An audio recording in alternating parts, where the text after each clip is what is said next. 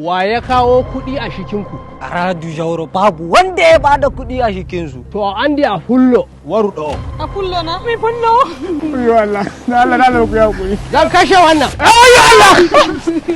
Allah ku ya kuri, Allah ku ya kuri. Ta baru mu dungor ko am. Ku tusi. Ka kashe min wannan na shashi kuma. A'a.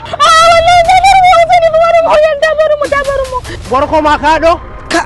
Amma dai ɗum boɗi lalashewa wallahi.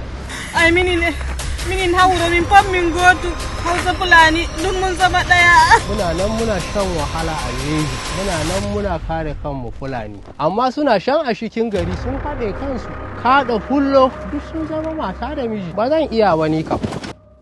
Zan ajiye wannan aradu zan koma sana'a ta na da. Zan yi noma zan yi kiwo. Duk wanda yake tare da ni ya ajiye bindigansa a nan.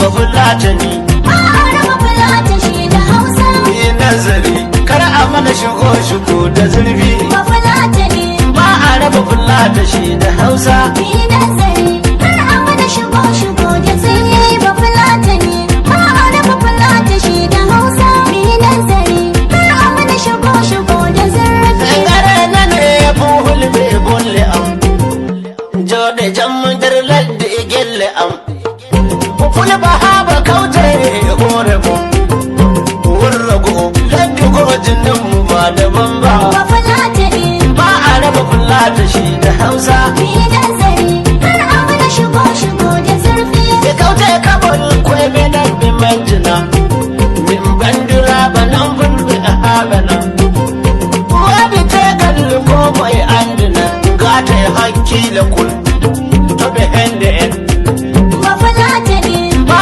a raba fulata shi da Hausa yi nazari kar a mana shigo da zurfi.